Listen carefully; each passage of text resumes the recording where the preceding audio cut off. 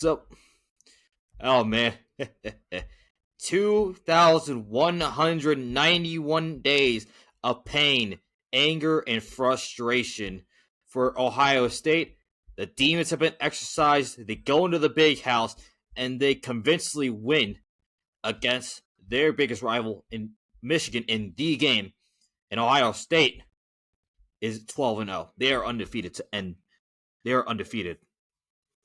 Yeah, I mean it's absolutely amazing performance by this defense the entire year.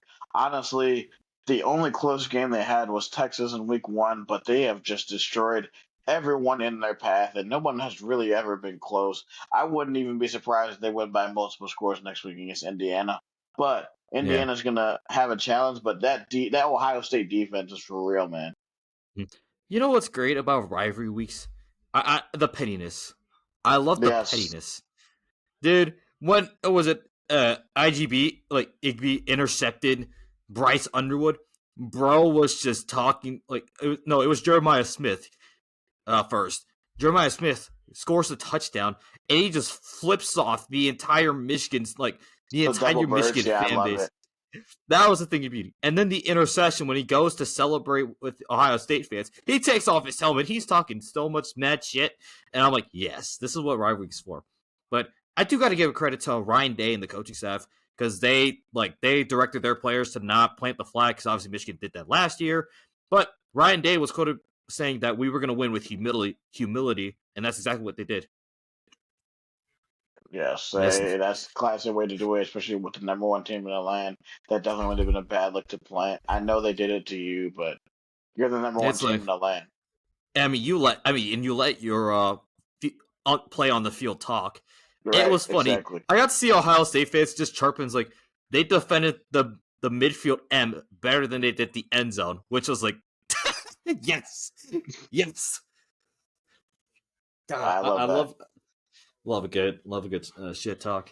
Um, okay, so for the big part of the Big 12, Texas Tech, no surprise, shuts out West Virginia. So yeah, I don't think there's enough to be like. I think that's enough, honestly. Yep, and then Oregon goes on the road to Seattle, survives Washington. Washington at one point did score a touchdown to make it 19-14, but Oregon pulled away and gets the 12-point win in Seattle as Oregon finishes the season 11-1 and will surely make the playoff. Oh yeah. Oklahoma survives LSU. They will win in Norman, 17-13, and they are for sure a lock for the college football playoff. As much as a lot of Big 12 fans hate it, Oklahoma is a surefire team. Yeah, they may have probably the worst offense in the playoff, but that defense is going to keep them in a lot of games. Yeah, yeah, that's Brett Venables for you. Yep. Notre Dame, they go on the road to Stanford for some after dark action, and they beat Stanford 49-20. So they're getting as many style points as possible to the committee, so they can be in for sure. I know a lot of fans don't really like Notre Dame being in and whatever, and especially Miami fans. You know how they feel about Notre Dame being into the playoff and Miami potentially not.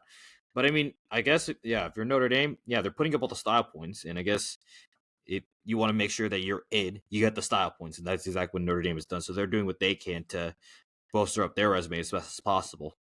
Yeah, they destroyed everyone on their schedule after starting 0-2. So yeah, they deserve to be in.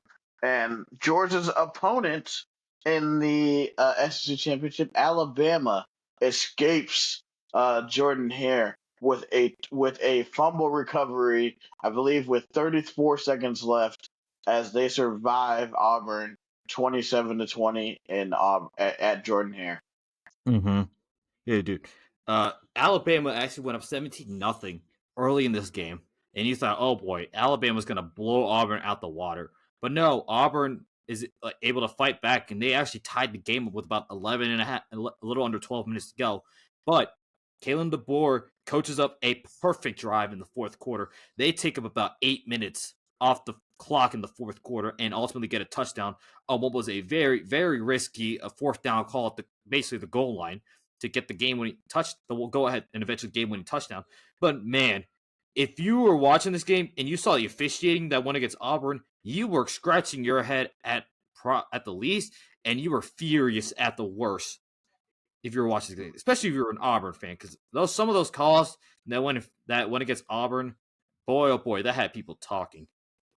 Yeah, those calls were very, very questionable. I will say that. So yeah, a little bit fishy if you ask me.